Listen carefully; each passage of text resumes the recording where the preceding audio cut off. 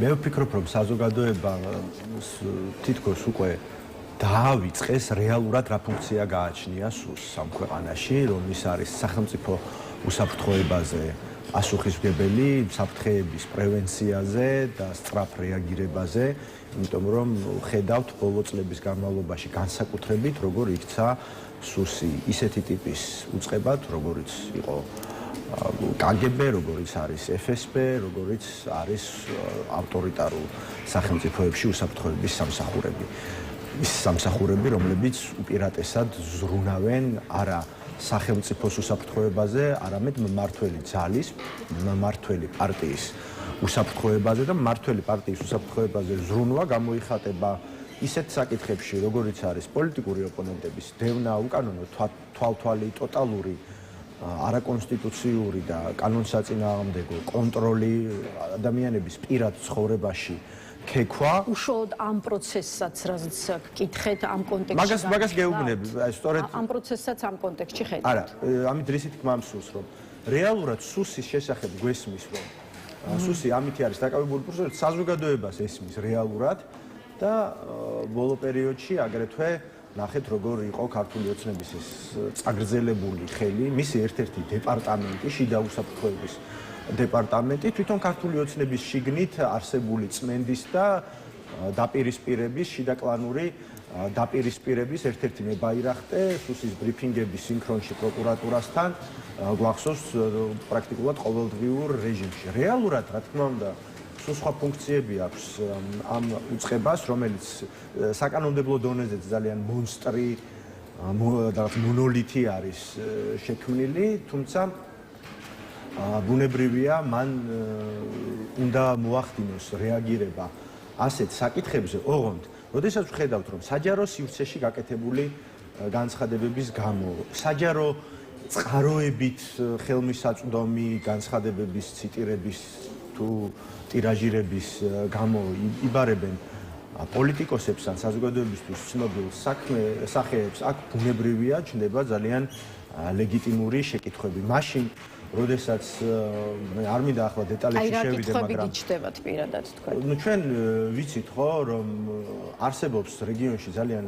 მნიშვნელოვანი საფრთხეები, მათ შორის რადიკალური, პოლიტიზებული ისლამისტური ჯგუფები, რომლებსაც აქ ამ შემთხვევაში რელიგიური სარჩული შეიძლება ჰქონდეთ, მაგრამ სულ სხვა პოლიტიკურ მიზნებს ატარებდეს, რომელიც ეწინააღმდეგება ჩვენი და ჩვენი პარტნიორების და ამ სამყაროში რაღაც მშვიდობის და სტაბილურობის განხორციელების შესაძლებლობასა და ინტერესებს შესაძლოა აქ გქონდეს ჩვენ საქართველოშიც ამასთან დაკავშირებით პრობლემა. ჩვენ სხვა განცხადებებიც ვიხილეთ, ხო?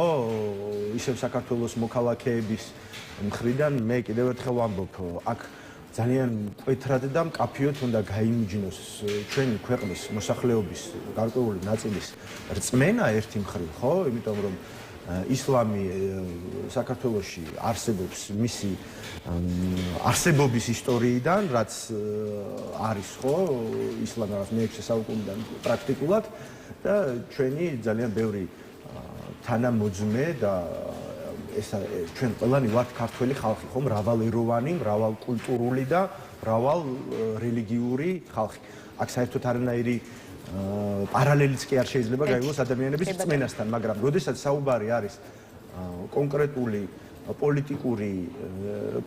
პოლიტიკურ მიზნებზე, იმიტომ რომ ჩვენ ხედავთ, ხო, რამხელა ძვრები ხდება გეოპოლიტიკური ჩვენს რეგიონში. ამაზე უნდა მიექცეს ყურადღება, რომელზეც არანაირი რეაგირება ყოველ შემთხვევაში საჯაროდ არ გვინახავს, მაგრამ ხედავთ, რომ პოლიტიკოსებს ან ყოფილ პოლიტიკოსებს იბარებენ და არ ვიცი, შეიძლება ამით რაღაცის ჩვენება უნდათ, რომ რეაგირებას აკეთებენ თუ რა, ამის თქმა ჯერჯერობით რთულია. ბატონგერგიება, ამ კვირაში შეფასების საგანია ირაკლი ყობახიძე ირანში გაგზავნილი წერილით, რითაც საქართველოს პრემიერ-მინისტრი ახალ უზენაეს ლიდერს ამ პოზიციაზე არჩევას ულოცავს, ამიტომ ერთი კითხვა ამ თემაზეც დავსვათ. აი, ბევრი ფიქრობს, რომ მსგავსი შინაარსის წერილი თბილისიდან არ უნდა გაგზავნილიყო, ვინაიდან იგივე გააკეთა მხოლოდ ვლადიმერ პუტინმა, კიმ ჩენ ინმა და აი ამ დაახლოებით ამ კატეგორიის მმართველებმა. აი, თქვენ თუ ხედავთ ხედავთ ირანში იმ წერილის გაგზავნაში პრობლემას, რომელიც გაიგზავნა და როცა საქმე ეხება ირანსა და ისრაელს, აი თქვენი შეფასებით საქართველოს მხრიდან ამ ორ ქვეყანასთან დაკავშირებული ბალანსი დაცულია თუ დარღვეულია? ხო, მოდი საკითხს ცოტა უფრო ფართოდ შევხედოთ და შევახსენოთ საზოგადოებას, ვინ აირჩია ქართულმა ოცნებამ მეგობრებად. ხო, ქართულმა ოცნებამ ბოლო წლების განმავლობაში მოახერხა, რომ თავისი ისტორიული ამ ქვეყნის, ამ სახელმწიფოს და ამ საზოგადოების, ამ საქართველოს ჩვენი ქვეყნის სახელმწიფოებრიობის გვერდში მდგომი ქვეყნების, დასავლური ქვეყნების ნაცვლად აირჩია ჩინეთი, აირჩია ირანი, ის ქვეყნები, რომლებიც არიან ჩვენს სტრატეგიულ პარტნიორებთან და ისტორიულ პარტნიორებთან მტრულ დამოკიდებულებაში მოაქცია ეს ქვეყანა იზოლაციაში, შეცვალა საქართველოს ხალხის მიერ კაფიოდ დაფიქსირებული საგარეო კურსი და კონსტიტუციით გამტკიცებული საგარეო კურსი და დატოვა ქვეყანა ურთულეს გეოპოლიტიკურ ვითარებაში და ძალიან სახიფათო გამოწვევების წინაშე. ამერიკის შეერთებულ შტატებთან შევახსენებ საზოგადოებას, რომ სტრატეგიული პარტნიორობა გაუქმდა სწორედ ივანიშვილის რეჟიმის ქმედებების გამო. ევროკავშირთან როგორი ურთიერთობა გვაქვს ჩვენ ამას ხედავთ და იმდენად ჩიხში არის სამწუხაროდ დღეს საქართველოს, რომელსაც მართავს ქართული ოცნება, ურთიერთობები მაგალითად ამერიკის შეერთებულ შტატებთან, რომ კონკრეტულად ეს შემთხვევა, ხო, კობახიძის სამძიმარი ვერ მოახდენს ვერანაირ ზეგავლენას, იმიტომ რომ გაცილებით უფრო ღრმა არის ფესვები იმ ესკალირებული მდგომარეობისა, იმ დაძაბული ვითარებისა და გაფუჭებული საგარეო ორმხრივი და მრავალმხრივი ურთიერთობებისა. ამრიგად, ეს ერთი სამძიმარი არ უნდა განვიხილოთ, როგორც რაღაცის გარდამტეხი ვერ გააუმჯობესებს და ამ სამძიმრის არ გაგზავნაც ვერ გააუმჯობესებდა იმ ისედაც უძიმეს ვითარებას ამერიკის შეერთებულ შტატებთან და ისრაელთან ახლა განსაკუთრებით ამ ფონზე წარმოჩინდა. რომ სწორად გავანაწილოთ სხვა აქტუალურ საკითხებსაც მინდა შევეხოთ, მათ შორის ახლა მოდით რამდენიმე წუთი დავუთმოთ იმ განცხადებების შეფასებას, რაც გუშინ ევროპარლამენტში მოვისმინეთ. იცით, თქვენ მიადევნებდით თვალყურს ქართული ოცნების ხელისუფლებისადმი ევროპელი პარტნიორების ერთ-ერთი მთავარი მესიჯი იყო დაუყოვნებლივ და უპირობოდ გათავისუფლდეს ყველა უკანონოდ დაკავებული პირი, როგორც იცით, 2 დღის წინ იგივე ნაბიჯის გადადგმისკენ მოუწოდა ხელისუფლებას თავისუფლებ ეუთოს საპარლამენტო ასამბლეის დელეგაციამაც. აი, რამდენად უჩანს თქვენი აზრით პირი, რომ ამ კუთხით რაიმე ახალი გადაწყვეტილების მოლოდინი შეიძლება გქონდეს ხელისუფლების მხრიდან და კიდევ ერთი, აი, 1 წელზე მეტია მართლა გვესმის განცხადებები, რომ ქართულ ოცნებას ეს პოლიტიკურად მოტივირებული საქმეები სჭირდება იმისთვის, რომ განსაკუთრებით დასავლეთთან ვაჭრობა დაიწყოს. აი, თქვენი აზრით, ასეთი ვაჭრობა, ამ ტიპის ვაჭრობა რამდენად არის უკვე დაწყებული? მოდი საკითხს ჯერ შევხედოთ იმ კონტექსტში, რომ ევროპული სტრუქტურები, სხვადასხვა ევროპული სტრუქტურა, ევროკავშირი, ევროსაბჭო და გაერთიანების წევრი ქვეყნები მთელი ამ პერიოდის განმავლობაში ყოველთვის აფიქსირებენ თავის პოზიციას და დღის წესრიგში ყოველთვის არის საქართველოს საკითხი. საქართველოს საკითხის დღის წესრიგში ყოფნა გამოვლინდება სამწუხაროდ ისევ ქართული ოცნების ქმედებებიდან გამომდინარე იმ ადეკვატური შეფასებებით, რომელიც ჩვენს პარტნიორებს აქვთ ხოლმე, ხო? პირველ რიგში მუდმივი თემა ეს არის ის პოლიტიკური რეპრესიები და პოლიტიკური პატიმრების არსებობა, როგორც ფაქტის აღიარება, იმ უმწვავესი პოლიტიკური კრიზისის განმუხტვისთვის, პოლიტპატიმრების გათავისუფლების აუცილებლობა და ამ საკითხის წარმოჩინება ჩვენ ვნახეთ, ხო, ეუთოს მხრიდანაც იყო ასეთი განცხადება გაკეთდა და მნიშვნელოვანი ფაქტია, როგორც ასეთი, რომ ევროპარლამენტის დღის წესრიგშიც არის პოლიტპატიმრების საკითხი, დებატებზეც ვიხილეთ ეს.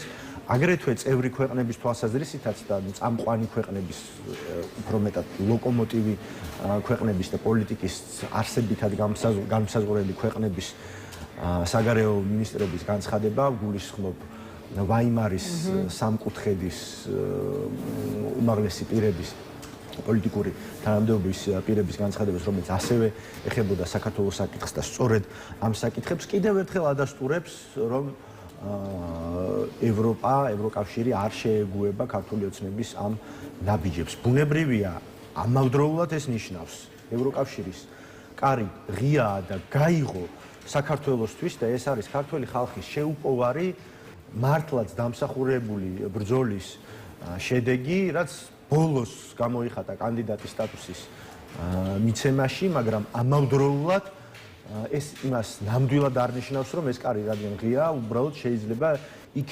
შედიჯება. საქართველოს ევროკავშირი არავის არ თხოვს გაწევრებას, ხო? პირიქით, საქართველოს სურვილი და დეკლარირებული განაცხადი იყო ეს, რომ სურდა ევროინტეგრაციის, ევროკავშირში ინტეგრაციის პროცესის ბოლომდე მიყვანა, მაგრამ ქართულმა ოცნებამ ყველაფერი გააკეთა იმისათვის, რომ ამ კარში არ შესულიყო ჩვენი ქვეყანა.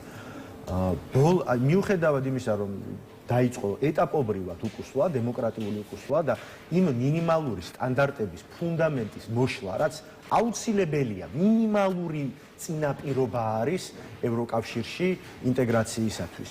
ქართულმა ოცნებამ დემოკრატიული სივრცე მოსპო, ადამიანის უფლებათა მდგომარეობა უკრიტიკულეს ნიშნულზე დაიყვანა, რასაც ყველა აღიარებს, ძალიან სწრაფად გაატარა ივანიშვილმა ეს ქვეყანა იმ გზაზე, რომელიც რუსეთმა გაიარა გაცილებით უფრო ხანგრძლივ პერიოდში, ხო, 12 წლის განმავლობაში, იმ არჩევნებით, ძალაუფლების მიტაცებით, რეპრესიებით, დრაკონული კანონმდებლობით, საერთოდ რაზე ვსაუბრობთ, როდესაც ტროტუარზე დგომის გამო, კონსტიტუციით გარანტირებული ფუნდამენტური უფლებით სარგებლობის გამო ადამიანებს პატიმრობა ემუქრებათ მათი დრაკონული კანონებით და ამის აღსრულებას აპირებენ პოლიტიკური პარტიების აკრძალვაზე, აგრეთვე თქვენს რომ უნდა გავაფართო რუსიაო და საერთოდ აღარ უნდა დარჩეს რეალურად ოპოზიცია, არ ვიცი, მათ მიერ დანიშნული რა ვიცი, ხალხის ძალა უნდა იყოს მარტო ოპოზიცია, ისევე როგორც ყველა სხვა სახელმწიფო ინსტიტუტი ყავს დანიშნული არჩევითი თუ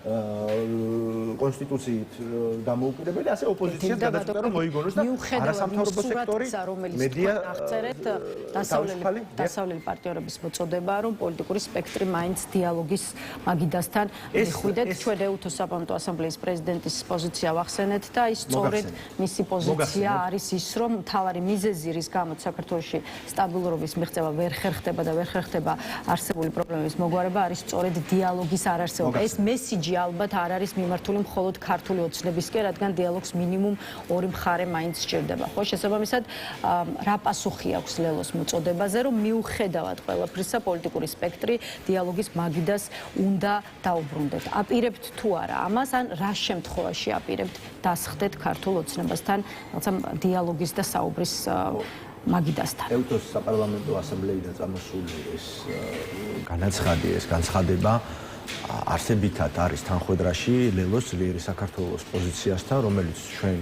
გვაქვს უცვლელად და არ შეცვლილა განსაკუთრებით ამ წელიწადნახევრის განმავლობაში, როდესაც დაიწყო წინააღმდეგობის მოძრაობა.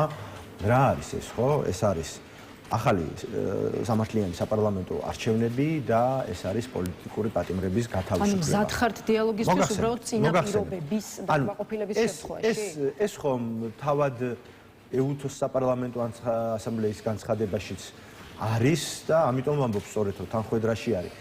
ქვეყანაში რომ პოლიტიკური კრიზისი ამას ქართული ოცნებაც არ აღიარებს. ხანდახან დეკლარირებულად და საჯაროდაც ამბობენ ამას, ხანდახან ცდილობენ რომ რაღაც თავი მოიკაწინონ, თითქოს არაფერი განსაკუთრებული ხდება, მაგრამ თავის განცხადებებითვე ეწინააღმდეგებიან და ამ პოპულისტურ საკენგს თავის ყველაზე მეტად გაუთვითცნობიერებელ ამომრჩეველსაც უკვე ვეღარ ასაღებენ. კრიზისია ქვეყანაში და ამ კრიზისს აქვს ბევრი წახნაგი, მაგრამ ორი მთავარი მიზეზი. ეს არის საპარლამენტო არჩევნები, პირველ რიგში რა თქმა უნდა პოლიტიკური პატიმრების არსებობა და საპარლამენტო არჩევნები როგორც პოლიტიკური კრიზისის გადაჭრის გზა, რა თქმა უნდა წყვილში პოლიტპატიმრების გათავისუფლებასთან. იმ უმძიმეს ვითარებაში განსაკუთრებით რომელიც შეიქმნა ბოლო პერიოდის განმავლობაში ჩვენს რეგიონში პრაქტიკულად ცხელ წერტილში ვართ, ხო?